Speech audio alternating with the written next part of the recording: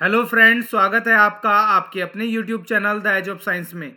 आज हम इस वीडियो में साइंस के जो 50 क्वेश्चन कराने वाले हैं वो सारे के सारे फिजिक्स से लिए गए हैं और ये सारे के सारे क्वेश्चन किसी ना किसी कॉम्पिटिटिव एग्जाम में देखने के लिए मिले हैं।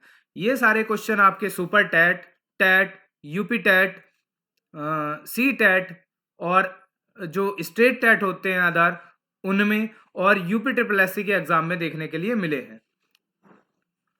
दो वीडियो हमारी पहले जो बायो की आ चुकी हैं, इंडिविजुअल सब्जेक्ट आपका बायो रहा है, बायो की दो वीडियो आ चुकी हैं और ये जो वीडियो है अब फिजिक्स की है। फिजिक्स की भी दो वीडियो आएंगी और उसके बाद आपकी केमिस्ट्री की वीडियो स्टार्ट हो जाएंगी। आगे हम जो वीडियो लेंगे वो केमिस्ट्री की लेंगे। पहले 100 क्वेश्चन आपको तीनों सब्जेक्ट के करा दिए जाएंगे और इसी सीक्वेंस में चलते चलते आपको जो क्वेश्चन कराए जाएंगे लगभग वो 500 के करीब फिजिक्स के, बायो के और केमिस्ट्री के करा दिए जाएंगे। तो आइए वीडियो स्टार्ट करते हैं। हमारा पहला क्वेश्चन आपकी स्क्रीन पर है। वीडियो में आपको ऑब्जेक्टिव टाइप क्वेश्चन देखने के लिए नहीं मिलेंगे, सीधे सीधे आपको क्या मिलेगा, क्वेश्चन आंसर देखने के लिए मिलेंगे ताकि कोई कंफ्यूजन ही ना हो। क्वेश्चन में पूछा गया किसी वस्तु की स्थिति के कारण उसमें जो ऊर्जा उत्पन्न होती है उसे क्या कहते हैं। ठीक है, जो उसकी पोजीशन के कारण होती है उसे क्या बोलते हैं, उसको बोला जाता है स्थितिज ऊर्जा। क्या बोला जाता है उसको, उसको बोला जाता है आपका स्थितिज ऊर्जा। तो ये क्या होगी, आपकी स्थितिज ऊर्जा होगी। ठीक है, इसको क्या बोलेंगे हम, स्थितिज ऊर्जा बोलेंगे। ओके,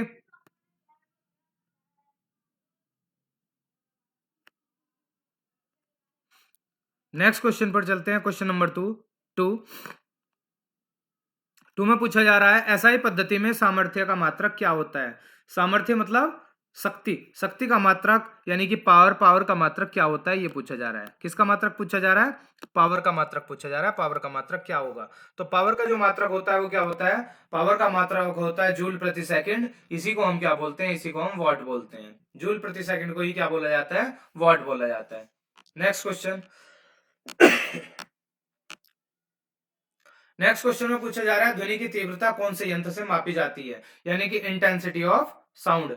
इंटेंसिटी ऑफ साउंड को हम कौन से यंत्र से मापते हैं, ये हमें क्वेश्चन में बताना है। तो इंटेंसिटी ऑफ साउंड जो होती है वो किससे मापी जाती है, ऑडियोमीटर से। किससे मापी जाती है, ऑडियोमीटर से मापी जाती है। इसका जो आंसर जाएगा वो ऑडियोमीटर के साथ जाएगा।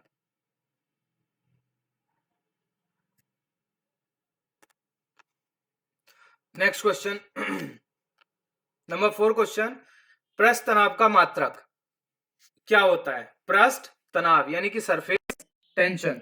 ठीक है, सरफेस टेंशन का एक क्वेश्चन बड़ा इंपॉर्टेंट है। पूछा जाता है कि जो बारिश की बूंद होती है वो स्फेरिकल क्यों दिखाई देती है, गोल क्यों दिखाई देती है, तो उसका कारण पृष्ठ तनाव ही होता है। ठीक है, मात्रक क्या होता है इसका, न्यूटन प्रति मीटर होता है। इसका मात्रक होता है न्यूटन प्रति मीटर। नंबर 5 क्वेश्चन, 5 क्वेश्चन में पूछा जा रहा है कि जो ग्रहों की खोज है, ग्रहों की खोज किसने की थी। जो हमारे प्लैनेट्स होते हैं, प्लैनेट्स की खोज किसने की थी, प्लैनेट्स की खोज जो की थी वो की थी केपलर ने। ये आंसर जो जाएगा वो जाएगा केपलर के साथ। Next question number 6, question number 6 में पूछा जा रहा है कि वायुयानों तथा मोटर नाव की गति को मापने वाला उपकरण क्या कहलाता है, यानी कि जिससे हम वायुयानों और मोटर नाव की गति मापते हैं उसे क्या कहते हैं, तो उसे क्या बोला जाता है, उसे बोला जाता है टैकोमीटर। क्या बोला जाता है, टैकोमीटर। उस यंत्र का नाम क्या होता है, टैकोमीटर होता है। वीडियो में लास्ट तक बने रहिए। इस जो वीडियो में एक से एक अच्छा क्वेश्चन समाहित है, सारे के सारे चैप्टर समाहित हैं। हर चैप्टर से कोई ना कोई क्वेश्चन लिया गया है। जितने भी फिजिक्स के चैप्टर होते हैं जहां से कॉम्पिटिटिव एग्जाम में पूछे जाते हैं, हर चैप्टर को समाहित किया गया है।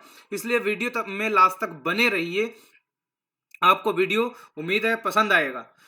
हाइड्रोजन बम कौन सी प्रक्रिया पर आधारित है, तो हाइड्रोजन बम जो आधारित होता है वो किस पर होता है, वो होता है न्यूक्लियर फ्यूजन पर, यानी कि नाभिकीय संलयन पर।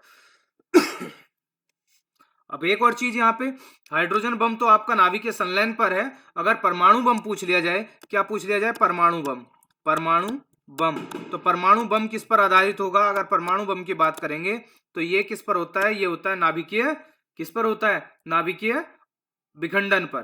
किस पर होता है, नाभिकीय विखंडन पर, नाभिकीय विखंडन पर। ठीक है, नाभिकीय विखंडन पर होता है परमाणु बम और हाइड्रोजन बम होता है नाभिकीय संलयन पर। और सूर्य जो होता है, सूर्य में जो होता है वो नाभिकीय संलयन ही की प्रक्रिया देखने के लिए मिलती है। नेक्स्ट क्वेश्चन, माइक्रोफोन का प्रमुख कार्य क्या होता है? जो माइक्रोफोन होता है उसका प्रमुख कार्य क्या होता है? तो माइक्रोफोन का प्रमुख कार्य क्या होता है? जो आपकी ध्वनि ऊर्जा होती है उसको विद्युत ऊर्जा में बदलने का काम कौन करता है? माइक्रोफोन करता है। क्या? Converting sound energy to electrical energy, यानी कि साउंड एनर्जी को इलेक्ट्रिकल एनर्जी में माइक्रोफोन चेंज करता है। क्वेश्चन नंबर 9 में पूछा जा रहा है माइक्रोफोन कौन से सिद्धांत पर कार्य करता है? माइक्रोफोन से दूसरा क्वेश्चन। पहली बात, माइक्रोफोन करता क्या है? ये ध्वनि को जो आपकी क्या होती थी, साउंड एनर्जी होती थी, ठीक है, साउंड एनर्जी को किस में करता था? इलेक्ट्रिकल एनर्जी में करता था। दूसरा क्या पूछा जा रहा है, माइक्रोफोन कौन से सिद्धांत पर कार्य करता है? तो जो माइक्रोफोन होता है वो सिद्धांत पर कौन से पर कार्य करता है? सिद्धांत पर कार्य करता है विद्युत, किस पर करता है? विद्युत चुंबकीय प्रेरण के सिद्धांत पर, ठीक है, विद्युत चुंबकीय प्रेरण के सिद्धांत पर कार्य करता है। नेक्स्ट क्वेश्चन नंबर 10, देखिएगा 10 क्वेश्चन में क्या पूछा जा रहा है, चुंबकीय क्षेत्र क्या है? मैग्नेटिक फील्ड, मैग्नेटिक फील्ड किसको कहते हैं यही हमें बताना है। मैग्नेटिक फील्ड होती क्या है, ठीक है। तो सपोज दैट ये क्या है, ये मैग्नेट रखी हुई है, ये क्या है? मैग्नेट।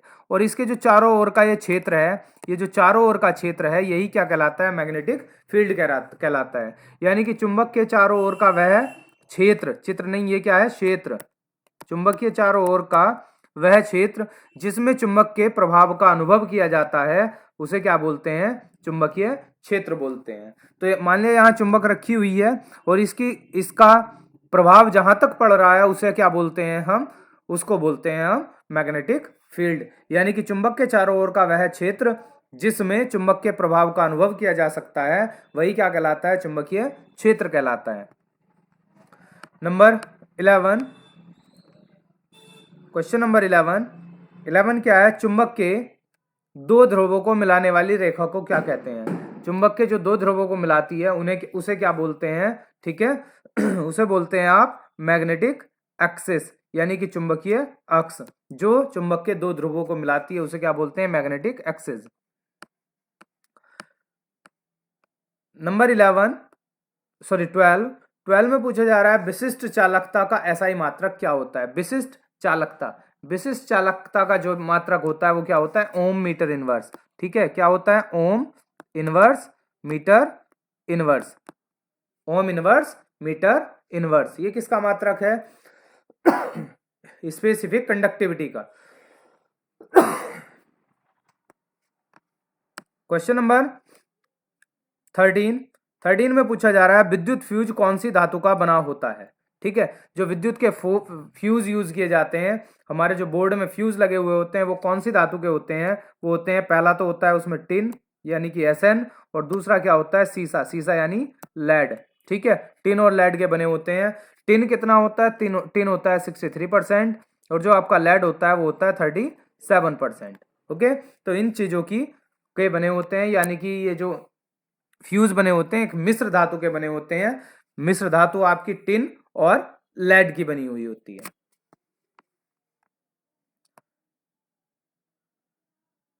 क्वेश्चन नंबर 14 में पूछा जा रहा है एक आदर्श अमीटर का प्रतिरोध कितना होना चाहिए? यानी कि आइडियल अमीटर चाहिए आपको, तो उसका रेजिस्टेंस कितना होना चाहिए? तो उसका जो रेजिस्टेंस होना चाहिए वो क्या होना चाहिए? 0 होना चाहिए। अगर अमीटर का रेजिस्टेंस 0 होगा तो वो कैसा होगा? वो एक आइडियल अमीटर होगा। क्वेश्चन नंबर 15, विद्युत धारा को एम्पियर में मापने के लिए कौन से यंत्र का प्रयोग किया जाता है? अगर हमें एम्पियर में मापनी है विद्युत धारा तो उसके लिए कौन से यंत्र का प्रयोग करेंगे? अगर किस में मापनी है? एम्पियर में। अगर एम्पियर में मापनी है तो कौन से यंत्र का यूज करेंगे? तो हम यूज करेंगे अमीटर का। ठीक है, अमीटर का। और एक आइडियल अमीटर का जो प्रतिरोध होना चाहिए वो कितना होना चाहिए? वो अभी आपको बता दिया, 0 होना चाहिए। नेक्स्ट क्वेश्चन नंबर 16, देखिए 16 क्वेश्चन में क्या पूछा गया है? विद्युत की सबसे अच्छी चालक धातु कौन सी होती है? सबसे अच्छी चालक, यानी कि जो इलेक्ट्रिसिटी को अच्छे से कंडक्ट कर ले, यानी कि गुड कंडक्टर ऑफ इलेक्ट्रिसिटी हो। जो गुड कंडक्टर ऑफ इलेक्ट्रिसिटी हो वो कौन सी होती है आपकी? वो होती है आपकी चांदी। चांदी मतलब सिल्वर। सिल्वर का जो सिंबल होता है वो क्या होता है? वो होता है एजी। सिल्वर का सिंबल एजी। क्वेश्चन नंबर 17,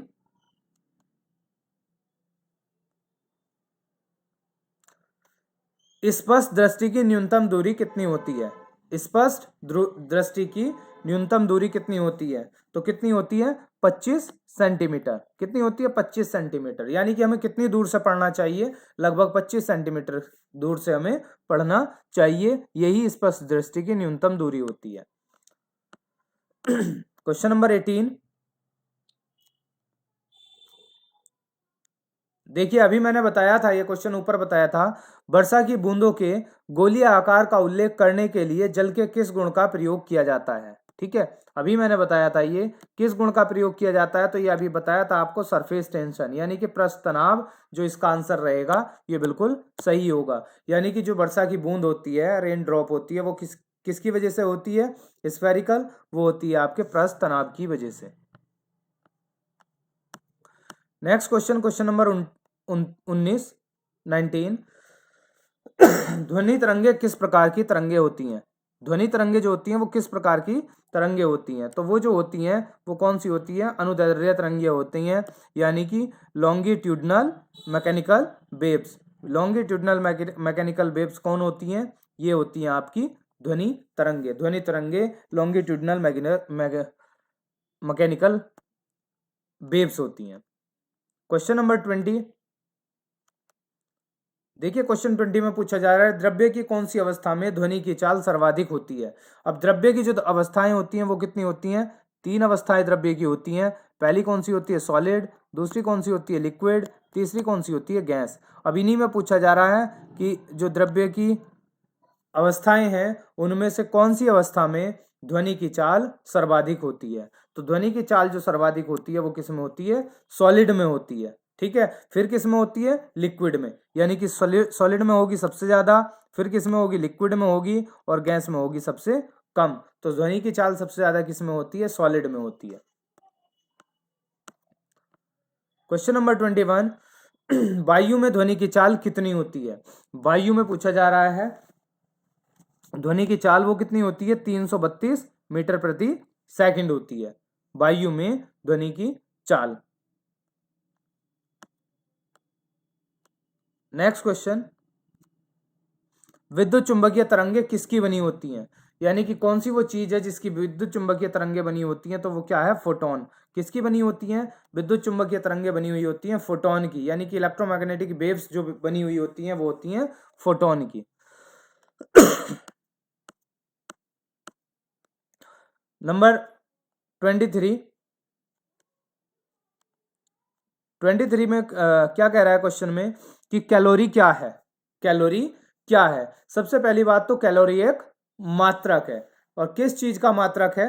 उष्मा का मात्रक है कैलोरी। कैलोरी होता क्या है? देखिए कैलोरी होता है 1 ग्राम जल का ताप 1 डिग्री सेल्सियस बढ़ाने के लिए आवश्यक उष्मा की मात्रा को क्या कहते हैं? कैलोरी कहते हैं। दो चीजें ध्यान रखनी है, कैलोरी क्या है? कैलोरी उष्मा का मात्रक है।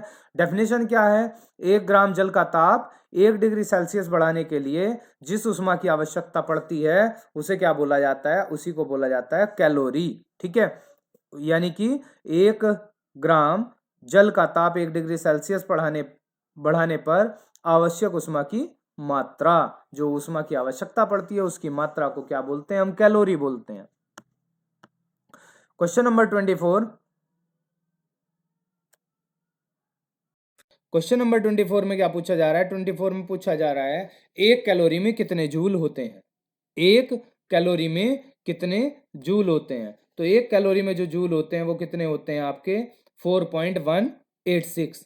ये 1 कैलोरी में जूल होते हैं, यानी कि 1 कैलोरी उष्मा में जूल कितने होते हैं? तो 4.186 जूल होते हैं। क्वेश्चन नंबर 25,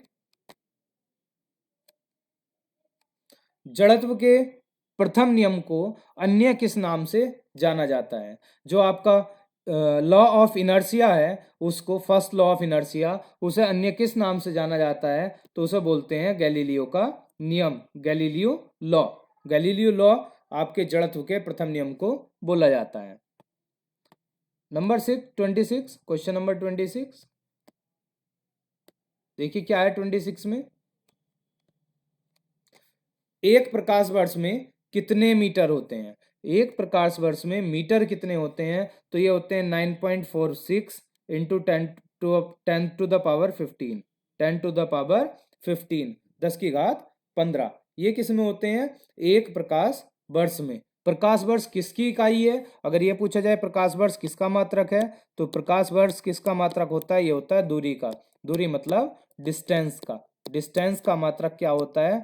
डिस्टेंस का मात्रक ही होता है प्रकाश वर्ष। क्वेश्चन नंबर 27,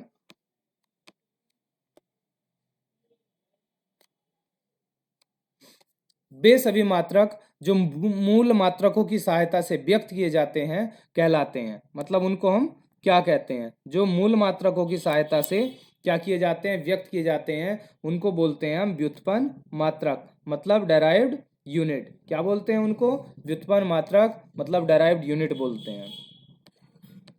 क्वेश्चन नंबर 28 में पूछा जा रहा है एक अश्व शक्ति कितने वाट के बराबर होती है? अश्व शक्ति मतलब हॉर्स पावर। 1 हॉर्स पावर कितने वाट के इक्वल होती है? तो ये होती है 746 वाट के। बहुत बार पूछा जाता है क्वेश्चन, इंपॉर्टेंट क्वेश्चन है कि एक जो हॉर्स पावर होता है वो कितने वाट के बराबर होता है? तो ये होता है 746 वाट के बराबर। क्वेश्चन नंबर 29, कार्य करने की दर को क्या कहते हैं? देखिए कार्य जो करने की दर होती है, ठीक है, उसे क्या बोलते हैं? उसको बोलते हैं शक्ति, यानी कि rate of doing work is called power. क्या बोला जाता है इसको? इसको बोला जाता है पावर। ठीक है, ये पावर बोली जाती है। क्वेश्चन नंबर 30,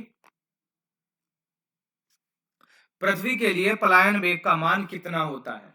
पृथ्वी के लिए पलायन वेग का जो मान होता है वो कितना होता है? वो होता है 11.2 किलोमीटर पर सेकंड। देखिए जितने भी क्वेश्चंस हैं आप इनके अच्छे से नोट्स मेंटेन कर लीजिए। अगर आप इनके नोट्स बनाएंगे तो क्या होगा, आपको ये सारे के सारे जो क्वेश्चन होंगे आपके पास नोट्स में होंगे। आप जब एग्जाम देने के लिए जाएंगे तो आपको इनमें से ही कोई ना कोई क्वेश्चन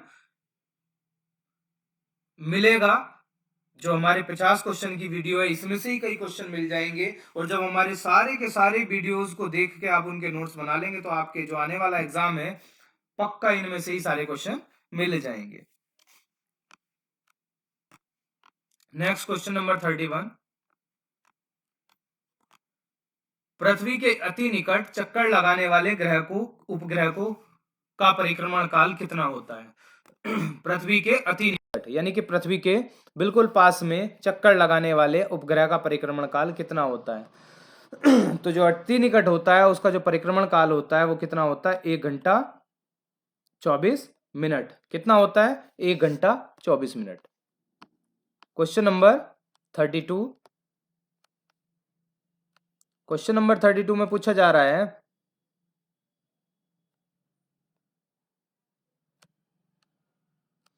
पृथ्वी तल के अति निकट चक्कर लगाने वाले उपग्रह की कक्षीय चाल कितनी होती है? देखिए वो तो क्या पूछा था ऊपर पूछा था आपसे परिक्रमण काल कितना होता है, यानी कि 1 घंटा 24 मिनट।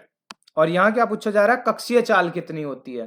तो जो कक्षीय चाल होती है वो होती है 8 किलोमीटर प्रति सेकंड। ये किसकी होती है? जो पृथ्वी के अति निकट चक्कर लगाने वाला उपग्रह है उसकी कक्षीय चाल। ठीक है, और कक्षीय चाल कितनी होती है? 8 किलोमीटर प्रति सेकंड। क्वेश्चन नंबर 33, उपग्रह किसे कहते हैं? उपग्रह ही क्या है? ठीक है, उपग्रह को कहा पूछा जा रहा है। किसी ग्रह के चारों ओर परिक्रमण करने वाले पिंड को क्या कहते हैं? उपग्रह कहते हैं। ठीक है, उपग्रह किसे कहते हैं? मान लिया ये क्या है? ये कोई ग्रह है और इसके चारों तरफ जो चक्कर लगा रहा होगा उसे क्या बोलेंगे? उसी को बोलेंगे उपग्रह। यानी कि ग्रह के चारों ओर जो चक्कर लगाता है वही क्या होता है? वही होता है आपका उपग्रह।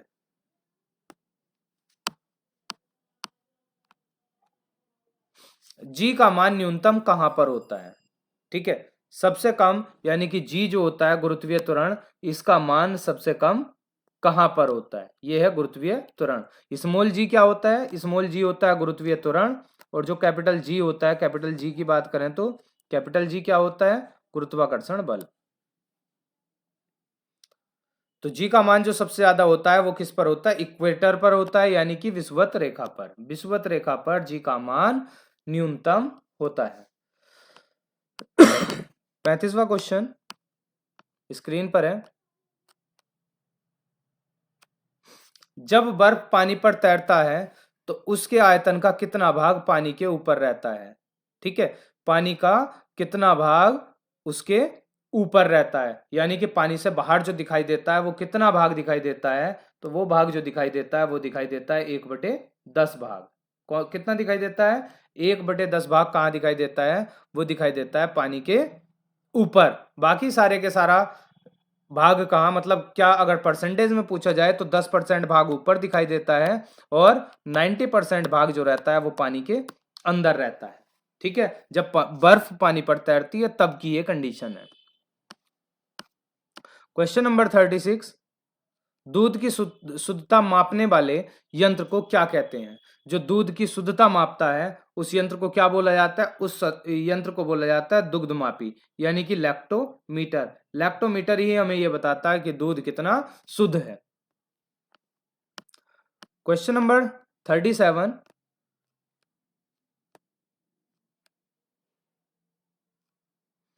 हाइड्रोलिक लिफ्ट, हाइड्रोलिक प्रेस, यहां कॉमा रहा होगा, हाइड्रोलिक लिफ्ट, हाइड्रोलिक प्रेस तथा हाइड्रोलिक ब्रेक कौन से नियम पर आधारित है? ये सारी की सारी चीजें कौन से नियम पर आधारित हैं? तो ये है आपकी पास्कल के नियम पर। ये सारी की सारी चीजें पास्कल के नियम पर आधारित हैं। चंद्रमा पर जी का मान पृथ्वी के जी के मान का कितना गुना होता है? यानी कि स्मॉल जी जो है इसका पृथ्वी पर जो भी मान होगा उसका कितना गुना चंद्रमा पर होगा। मान लिया पृथ्वी पर जी का मान 1 है,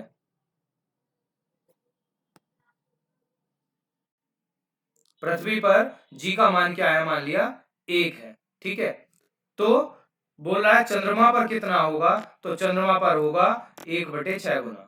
क्या होगा? 1/6 गुना। कहां पर होगा? ये चंद्रमा पर होगा।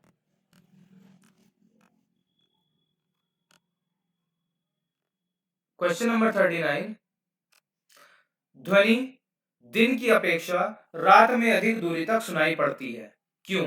मतलब क्या कारण है दिन में जो ध्वनि नहीं सुनाई दे सकती आपको वो रात में सुनाई दे जाएगी, यानी कि दूर तक कोई भी शोर पहुंच जाता है। इसका कारण क्या है? इसका कारण है कि जो ध्वनि है, ध्वनि का क्या होता है? ध्वनि का अपवर्तन अपवर्तन होता है, यानी कि रिफ्रैक्शन होता है, और रिफ्रैक्शन के कारण ही ये क्या हो जाती है? बहुत ज्यादा सुनाई पड़ती है रात के शांत वातावरण में। क्वेश्चन नंबर 40 में बहुत अच्छा क्वेश्चन है ये भी। ब्लैक बोर्ड पर जब हम लिखते हैं व्हाइट चौक से तो वो चौक चिपक जो जाती है वो कौन से बल के कारण चिपक जाती है ना? हम जब व्हाइट बोर्ड पे लिखते हैं, मार्कर से लिखते हैं व्हाइट बोर्ड पर, ब्लैक बोर्ड पर लिखते हैं चौक से, तो उस पर जो चौक चिपकती है या मार्कर चिपकता है वो कौन से बल के कारण चिपकता है? तो वो कौन सा बल होता है? वो होता है एडहेसिव फोर्स। कौन सा होता है? एडहेसिव फोर्स होता है, जिसे बोलते हैं आसंजक बल। आसंजक बल के कारण ही जो चौक के पार्टिकल हैं वो ब्लैक बोर्ड पर चिपक जाते हैं।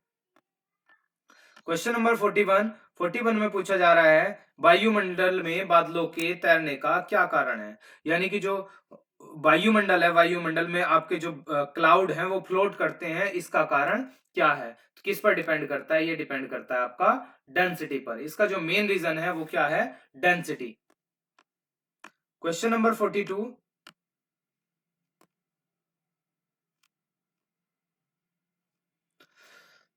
बर्फ पर दाब बढ़ाने से उसके गलनांक पर क्या प्रभाव पड़ेगा? यानी कि बर्फ पे हमने प्रेशर को क्या कर दिया? इंक्रीज कर दिया, तो उसका जो गलनांक होगा यानी कि मेल्टिंग पॉइंट होगा उस पर क्या फर्क पड़ेगा? तो फर्क जो पड़ेगा वो क्या पड़ेगा? गलनांक घट जाएगा। ठीक है, यानी कि उसका मेल्टिंग पॉइंट क्या हो जाएगा, डिक्रीज हो जाएगा। अगर हम क्या करें, प्रेशर को इंक्रीज करें तो क्या होगा, एमपी डिक्रीज हो जाएगा, मेल्टिंग पॉइंट डिक्रीज हो जाएगा। क्वेश्चन नंबर 43, आर्किमिडीज का सिद्धांत किससे संबंधित है? आर्किमिडीज का सिद्धांत किससे संबंधित है? आर्किमिडीज का सिद्धांत जो है वो किससे पे संबंधित है? वो है प्लेमन के नियम पर, यानी कि law of flotation. Law of flotation पर ही डिपेंड करता है आपका आर्किमिडीज का सिद्धांत। क्वेश्चन नंबर 44, जल में तैरना न्यूटन के गति के किस नियम के कारण संभव है? ठीक है, जल में तैरना न्यूटन के गति के किस नियम के कारण संभव है? ठीक है, ये न्यूटन के कौन से नियम पर आधारित है? ये है तृतीय नियम पर। जल में तैरना, जो जल में तैरते हैं वो कौन से गति के नियम के अनुसार तैरते हैं? तृतीय नियम के अनुसार तैरते हैं। क्वेश्चन नंबर 45, दूध से क्रीम निकालने में कौन सा बल लगता है? जो हम लगाते हैं ना, मशीन से निकालते हैं, उसमें कौन सा बल लगता है? तो उसी बल को हम क्या बोलते हैं? उसी बल को बोलते हैं सेंट्रीफ्यूगल फोर्स। ठीक है, अपकेंद्री बल, जिससे क्या करते हैं, दूध से क्रीम निकाली जाती है, यानी कि मक्खन निकाला जाता है। तो वो सारा किससे निकाला जाता है? कौन से बल द्वारा? अपकेंद्रीय बल द्वारा, यानी कि सेंट्रीफ्यूगल फोर्स द्वारा। Question number next, question number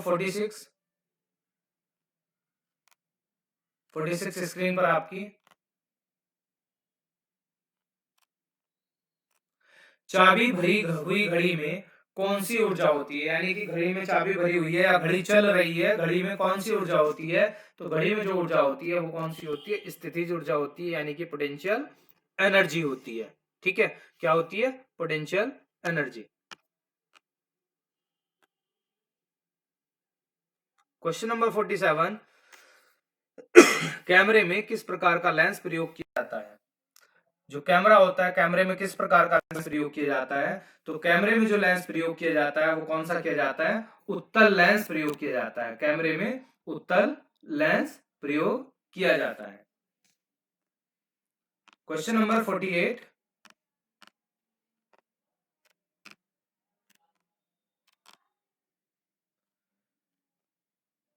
स्थायी चुंबक कौन से पदार्थ के बनाए जाते हैं? जो स्थायी चुंबक होते हैं वो कौन से पदार्थ के बनाए जाते हैं? तो देखिए इसका उत्तर छुटा हुआ है, उत्तर लिख लीजिए।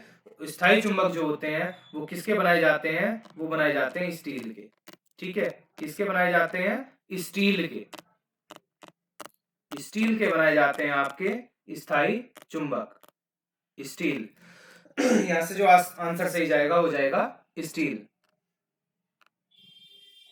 चलिए, मिल गया नीचे। अच्छा, दूसरे पेज पर पहुंच गया था, ये रहा आंसर, स्टील के बनाए जाते हैं। नेक्स्ट क्वेश्चन, क्वेश्चन नंबर 49 में पूछा जा रहा है, नेत्रदान में दाता की आंख के कौन से हिस्से को प्रतिरोपित किया जाता है? यानी कि जब नेत्रदान किया जाता है तो आंख का कौन सा हिस्सा, नेत्र का कौन सा हिस्सा दान में दिया जाता है? तो ये जो हिस्सा दिया जाता है इसी को क्या बोलते हैं? कॉर्निया। यानी कि जो हमारा कॉर्निया होता है वो नेत्रदान में दिया जाता है। अगर हम किसी को नेत्र अपने दान करेंगे तो डॉक्टर हमारी कॉर्निया को निकाल के दूसरे के क्या करेगा? प्रतिरोपित कर देगा किसी दूसरे मनुष्य को। इसी को क्या बोलते हैं हम? इसी को बोलते हैं ट्रांसप्लांट ऑफ आई। ठीक है, जो एक से दूसरे के लग जाती है तो उसमें क्या लगता है? उसमें लगती है कॉर्निया। लास्ट क्वेश्चन वीडियो का, और इसमें पूछा जा रहा है, विद्युत ऊर्जा को, जो विद्युत ऊर्जा होती है, विद्युत ऊर्जा को यांत्रिक ऊर्जा में बदलने की युक्ति को क्या कहते हैं? जब विद्युत ऊर्जा को यांत्रिक ऊर्जा में बदला जाता है तो इसके लिए जो युक्ति प्रयुक्त की जाती है उसी को क्या बोलते हैं हम? उसी को बोलते हैं विद्युत मोटर। विद्युत मोटर का क्या कार्य है? अगर ये आ जाए तो विद्युत मोटर क्या करती है? विद्युत ऊर्जा को यांत्रिक ऊर्जा में परिवर्तित करने का काम करती है। ठीक है, तो विद्युत मोटर यानी कि इलेक्ट्रिकल मोटर इसका सही आंसर जाएगा। ये इलेक्ट्रिक एनर्जी को किसमें, मैकेनिकल एनर्जी में चेंज करने का काम करती है। ये हमारी वीडियो का लास्ट क्वेश्चन था। कमेंट करके बताइए आपको वीडियो कैसा लगा और कौन से टॉपिक पर आप वीडियो चाहते हैं, हमें ये भी कमेंट करके बताइएगा। जय हिंद, जय भारत, वंदे मातरम।